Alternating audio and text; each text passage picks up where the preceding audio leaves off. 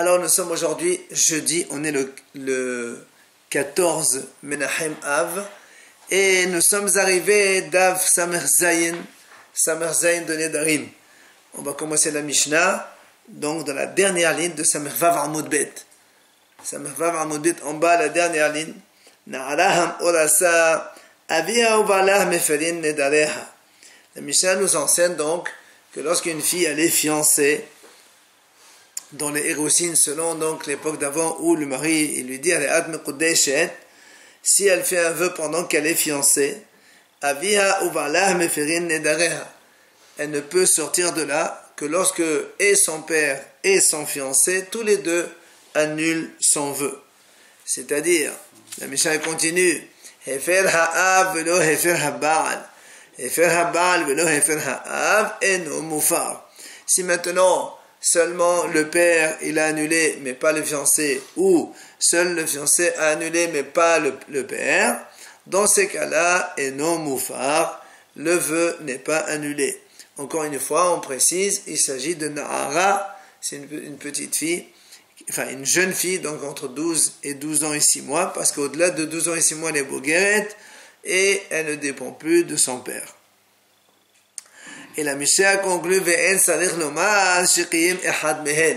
Je n'ai pas besoin de t'enseigner que si un des deux, qiyem, il a maintenu, il a confirmé le vœu, que dans ces cas-là, il est évident que le vœu il est valable, ça veut dire que même si l'autre il annule, ça ne vaut rien du tout puisqu'il y a un qui a confirmé. Voilà donc ce que nous dit la Mishnah. Alors, Gmara, Hayno Risha, Avia Ovala Meferim Nedarea. La Gmara pose une question. Quand, au début on nous dit comme ça, la jeune fille fiancée, son père et son fiancé doivent annuler son vœu. Donc on a compris que c'est les deux. Pourquoi la Sefa elle continue? Si le père il a annulé mais pas le fiancé, ou le fiancé il a annulé mais pas le père, ce n'est pas valable. C'est ce que dit moi, le Risha, mais c'est la même chose que la Risha, que la première partie de la Mishnah, puisqu'il y a marqué Avia Ovala Meferin Nedarea, son père et son fiancé ils annulent son vœu. On a compris que c'est les deux. Pourquoi on a besoin de rajouter la sefa, hein? Alors la Gemara dit non, mahodete ma'o aviha o balahakatani kamash malan. La Gemara dit non. J'aurais pu penser quand on dit aviha o balaha, c'est l'un ou l'autre. D'accord? Alors c'est pour ça que dans la sefa on t'a expliqué non, c'est pas l'un ou l'autre, c'est l'un et l'autre obligatoirement. Il faut que ce soit les deux. C'est pour ça que la sefa l'a plus précisé que s'il y en a un qui annule et pas l'autre, alors ce n'est pas valable. Après on a dit dans la Mishnah Ve'en salir lomar sheqiyem ehad mehen. C'est-à-dire on a dit que si l'un des deux il a confirmé le vœu, dans ces cas-là on ne peut pas l'annuler, c'est fini. Là encore la Gemara a dit la malel mitna. Pourquoi tu as besoin de me dire ça? Hashta yesh lomar hefer zebloze velo klum qiyem ehad mehen namali. La Gemara a dit je comprends pas. On a dit tout à l'heure que si un il annule et l'autre non, c'est une seule annulation, elle n'est pas valable. Maintenant après la Sefa dit, si un il a confirmé, même si l'autre il annule, ce n'est pas valable. Mais c'est la même chose que ce qu'on a dit au début. Si on nous dit au début que un il annule, c'est pas valable, ben c'est la même chose que si un il annule et l'autre il confirme, ben ce n'est pas valable, ça va de soi. Alors pourquoi on a besoin d'enseigner la deuxième partie de la Mishnah, hein? Alors, on répond on a quand même besoin de ce cas-là dans un cas particulier. Lequel? Kiron dehefer ahad mehen, viqiyem ahad ehad, v'hazan meqayim v'neshala la kamato. La Gemara dit comme ça. En fait, il s'agit ici d'un cas particulier. Lequel? Il y a un des deux, il a annulé le vœu. Et l'autre, il a confirmé. Donc jusque-là, il n'y a rien de spécial. On a compris que le vœu n'est pas annulé. Seulement, celui qui a confirmé, il est parti faire une hattara chez le haram sur ce qu'il a confirmé. D'accord? Et maintenant, il veut revenir. Et donc, il voudrait lui aussi annuler comme l'autre. Parce qu'il y a un des deux, donc le père ou le fiancé, un il a annulé, l'autre a confirmé. Normalement, c'est fini. Maintenant, le vœu n'est pas annulé. Seulement, celui qui a confirmé, il va aller faire chez le haram une hattara sur ce qu'il a dit, comme quoi il est confirmé. Et donc, le haram, il fait une hattara. Maintenant qu'il a fait une hattara, il peut maintenant annuler comme l'autre. Alors, il te dit, on aurait pu penser que ça marcherait. Ce qu'il a confirmé, maintenant, il l'a enlevé par le hattara. La Mishnah nous enseigne, il faut que tous les deux annulent en même temps. En même temps, dans le sens, pas qu'un il annule, après un il confirme. Si quelqu'un il a confirmé, il ne pourra plus annuler par la suite.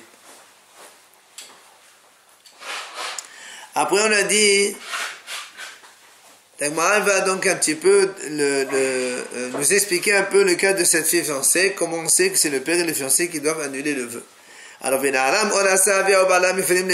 on a dit dans la Mishnah que la jeune fille fiancée, si elle fait un vœu, il faut que le père et le fiancé, tous les deux, donc ils annulent son vœu le jour où ils entendent, bien sûr, pour que son vœu soit annulé. Bien, la Gemara posait la question, Menallan, d'où on apprend cela? Où tu as vu qu'il faut que ce soit le père plus le fiancé? Alors, Amar Rabba, il vient Rabba, il répond. Amar Kara, c'est marqué dans le pasuk.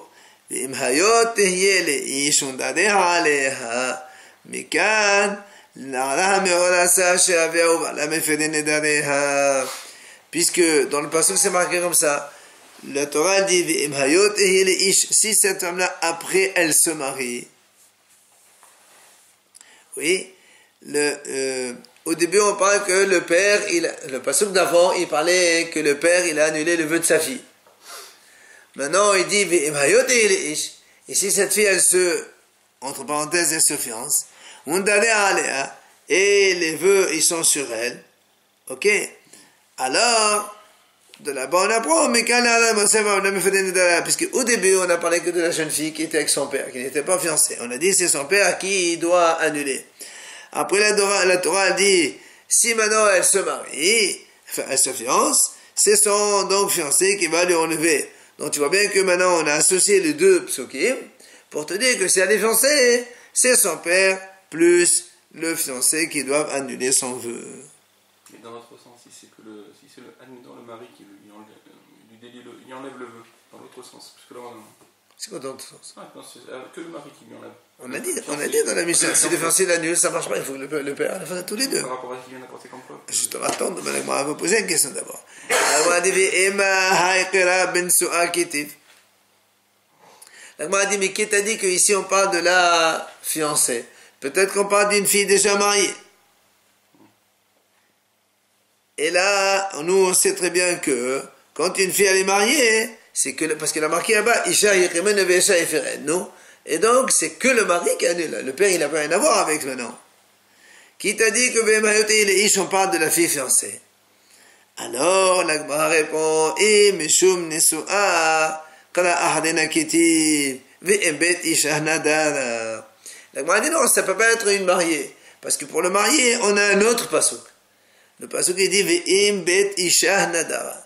Si cette fille-là, elle a fait un vœu quand elle était dans la maison de son mari, ça veut dire qu'elle était déjà mariée. Donc, le Ve'embet Isha Nadara, il parle donc du cas de la femme mariée. Alors, c'est la fiancée. Et donc, dans la fiancée, on voit le père et le fiancé en même temps. Alors, la Gemara dit, et pourquoi on ne dirait pas que les deux psukim, ils parlent de la fille mariée? Tu vas me dire, et tu vas me dire, dans ces cas-là, pourquoi on a besoin de deux psukim pour la mariée, pour la fille mariée? Il te dit, non, premièrement, les mémoires, chez Enabal me fait regardez le dernier Rashi, dernier Rashi, peut-être que les deux psukim, on parle que la fille elle est mariée, Deval me faire, et le mari seulement il peut annuler, on n'a pas besoin du père. Maintenant, si tu me dis pourquoi on a besoin de deux psukim pour la femme mariée, Had lomar la shenabal mefed bekodmin. Ah, c'est pour te dire ce qu'on dit, la Gemara a dit comme ça. Shenabal mefed bekodmin. C'est-à-dire, un mari ne peut pas annuler les vœux de sa femme qui sont antérieurs au mariage. Si elle a fait un vœu quand elle était avant jeune fille, le mari ne peut pas les annuler. Et c'est ce que dit la Gemara comme ça. Dans le Rashi donc. Le premier passouk, donc ça c'est le passouk qui dit que pour la fille mariée, donc seul le mari il va donc annuler son vœu. Par contre, le deuxième passouk, mashma, on apprend de lui, de otam nedarim shnada bevet isha mefer ba'la. אבל אם היו עליה נדרים קודם שנישאה, כשאתה עושה חנסה, למה זה מפר? Quand la Torah dit comme ça, ואם בית אישה נדרה, si elle a fait des vœux quand elle était avec son mari, ça veut dire seulement ces vœux-là quand elle a fait qu'elle était mariée, alors là, le mari peut annuler. Mais si elle n'a pas fait les vœux pendant qu'elle était mariée, mais elle les avait depuis avant qu'elle était fiancée, dans ces cas-là, le mari tout seul, il ne pourra pas annuler. Il a besoin donc des deux. D'accord?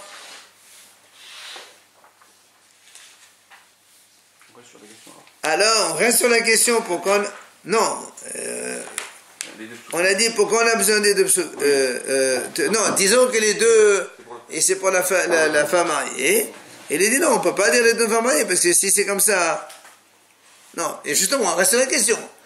Un pour dire que le mari ne peut pas annuler les précédents, et un pour dire que le mari peut annuler les vœux de sa femme. Alors, la Gemara dit non. Il dit, tu ne peux pas dire cela. Pourquoi? Parce que cela, ça se déduit tout seul. Et là encore, on a besoin du Rashi. Regardez Rashi. Il dit non, non, ce Rashi, c'est dans la première ligne. Donc, le pasuk, il parle de la fiancée, dans lequel c'est le père et le fiancé qui doivent annuler. Parce que si tu me dis que tous les deux psukim ils parlent de la femme mariée, la malé, pourquoi on a besoin de psukim?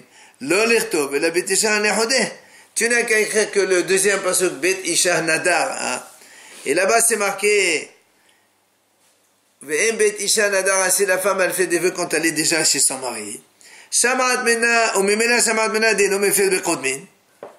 Puisque de là-bas on apprend déjà que le mari ne peut pas allumer les vœux antérieurs. Puisque la Torah le précise bien, si elle fait le vœu quand elle est avec son mari, il n'y a que cela que le mari peut annuler, mais pas ceux qui sont antérieurs.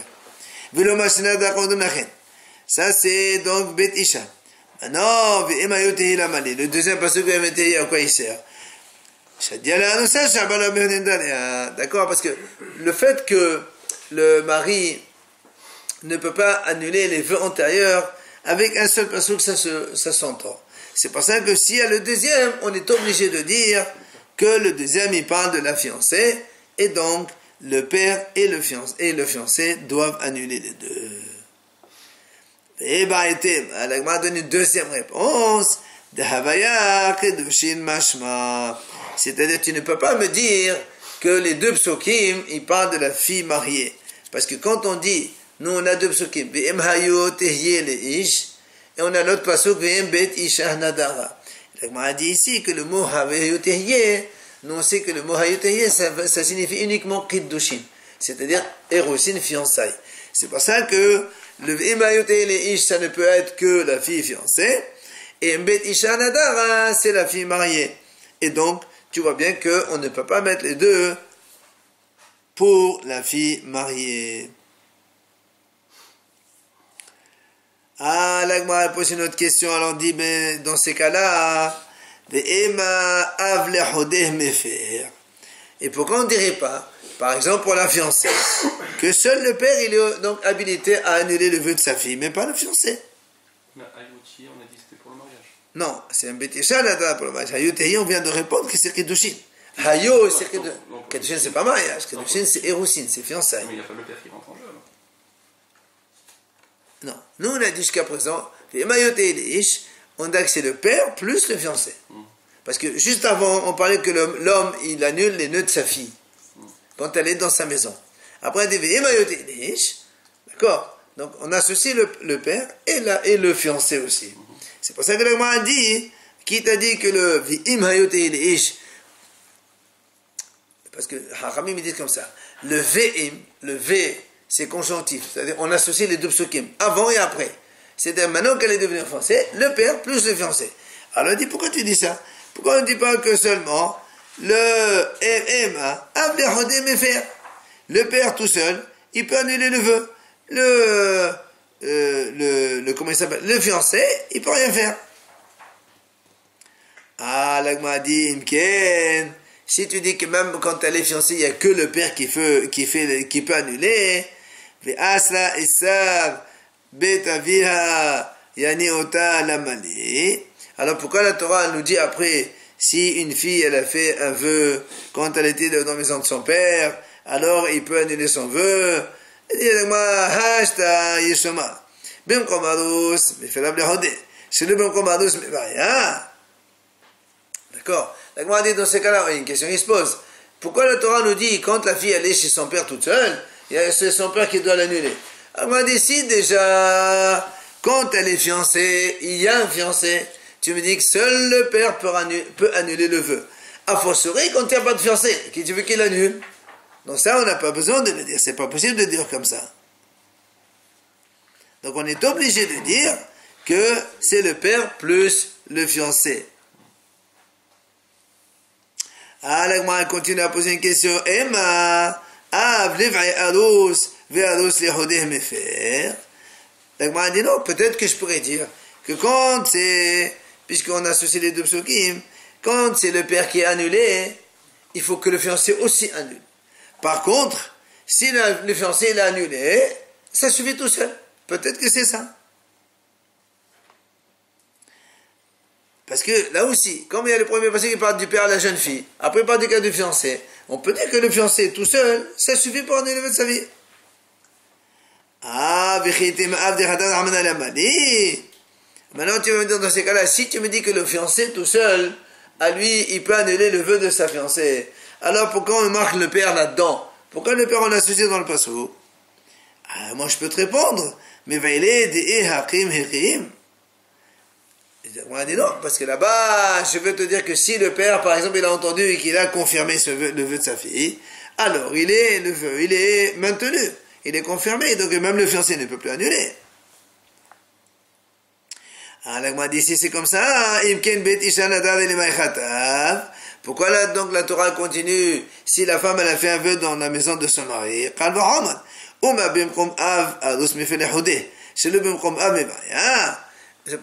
si tu me dis que le fiancé, il peut annuler seul le vœu de sa fiancée, alors que le père, la fille, elle est encore son père quand on est fiancé. Alors pourquoi la Torah elle continue? Si maintenant la fille, elle est mariée, son mari peut annuler son vœu. Si déjà, quand elle était fiancée, le fiancé tout seul, il peut annuler. A fortiori quand elle est mariée, on n'a pas besoin de ce pasouk. C'est ce que la Gemara dit. Si déjà quand le père il est existant, parce qu'elle est encore fiancée la fille, alors on se met fait les rendez le fiancé, on vient de dire maintenant qu'il peut annuler tout seul. Quand il n'y a pas le père, que la fille elle est complètement mariée, a fortiori que le mari peut annuler. Alors pourquoi on marque Betisha Nadara? Alors la Gemara dit, je peux te répondre. Betisha Nadara, le Mashena Baal Mefed Bekodmin. La Gemara dit, je peux te répondre sur cette question. J'aurais pu dire en vérité que le harouche, le fiancé, il fait tout seul annulation du vœu de sa fiancée. Maintenant tu me dis dans ces cas-là, si c'est bémet comme ça, alors pourquoi on marque Betisha Nadara? Parce que si fiancé, il peut annuler à fortiori quand elle est mariée. Non, je peux te dire que la Torah a dit Betisha Nadara, c'est pour te dire Enabar Mefed Bekodmin. C'est-à-dire que le mari ne peut pas annuler des vœux antérieurs à sa présence à lui, au fiancé qu'elle a fait avec cette femme-là. Betisha Nadara. Elle a fait des vœux chez son mari. Betisha Nadara. C'est-à-dire avant, non? Non, voilà, c'est exactement ce qu'il lui dit. C'est-à-dire que le mari, si sa femme elle a fait des vœux auparavant, il ne peut rien faire dessus. Le preuve de l'autre, il peut apprendre que même avant, il fait Dans l'autre, il n'est pas marqué. Nous, pour l'instant, on est en train de poser la question, pourquoi on ne dirait pas que le fiancé seul, il annule? Alors, on a répondu, non, si tu dis que le fiancé seul, il peut annuler, alors, pourquoi tu as besoin de me dire que le mari seul, il peut annuler? Si un fiancé seul, il peut le faire, il faut assurer le mari. Alors, si c'est comme ça, pourquoi la Torah marque Bet Isha Nadara? Ça, c'est un morceau en plus. Alors, il vient de répondre que non. C'est pour te dire que le Enabal me fait Bekodmin. C'est-à-dire que Bet Isha Nadara, quand est-ce que le mari peut annuler Bet Isha? C'est quand ta femme, elle fait des vœux, quand elle est mariée avec lui. Mais pas quand ils sont antérieurs à son mariage. Et d'où on sait le père alors? Et le père d'où on sait? Justement, pour l'instant, on est dans la question. La question. Peut-être que le mari, le fiancé, voilà, le fiancé pourrait faire tout seul. Alors, la Gemara répond, Miné. Ou Miné, Aros Mefil Bechodmin. La Gemara dit quoi? Tu vas me dire aussi que le Aros, parce que toi, tu me dis maintenant, comme il y a marqué Bet Isha Nadara, on apprend de là que le mari ne peut pas annuler les vœux antérieurs. Alors, il dit, ça veut dire quoi? Et ça veut dire que le fiancé, il peut annuler les vœux antérieurs? C'est sûr que non. Hein? C'est ce que je voulais dire. Ouais. Exactement. C'est pour ça qu'il dit, Ellala, Mishum Shutfoté de Av. On est obligé de dire que ce pasouk-là, en fait, il vient uniquement Mishum Shutfoté de Av. C'est-à-dire, c'est pour te dire que quand le fiancé, il est fiancé, eh bien, il ne peut pas annuler le vœu de sa fiancée tout seul. Il est obligé d'avoir donc l'association du père avec lui pour annuler les vœux qu'elle a fait quand on était fiancé.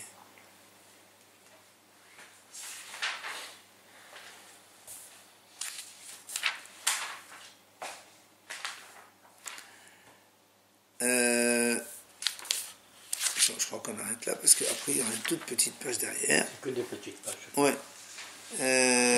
Juste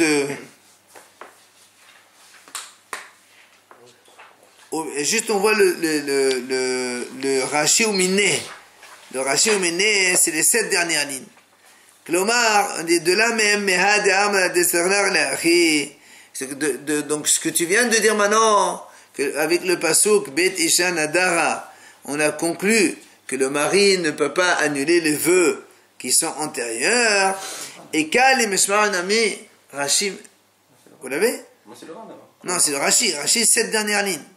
Ou Miné. Ah oui, ça y est. D'accord? Donc, le Rashi dit que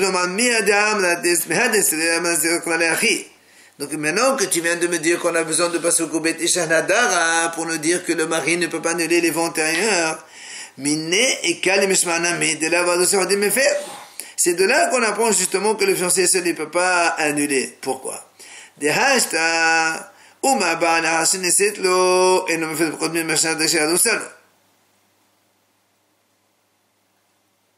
Si déjà le mari, quand il a déjà donc marié la femme, elle est venue chez lui à la maison, et non, mais fait il ne peut pas annuler les vœux antérieurs.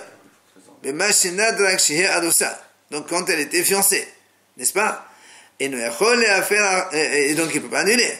C'est ça,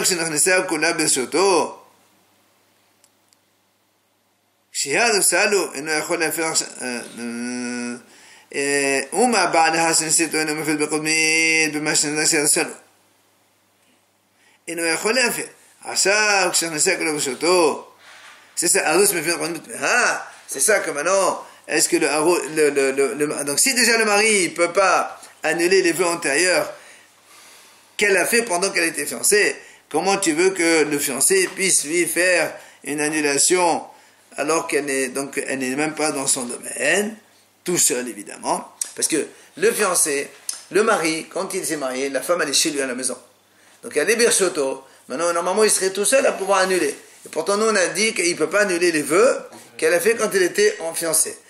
Alors a fortiori, quand maintenant le monsieur il est fiancé seulement, la femme elle n'est pas chez lui, elle est ailleurs, puisqu'elle est chez son père encore, comment donc tu voudrais que le fiancé il pourrait annuler seul les vœux de sa fiancée alors qu'elle n'est même pas chez lui? D'accord? C'est pour ça qu'on est obligé de dire que le fiancé ne peut annuler les vœux de la fiancée qu'en association avec le père.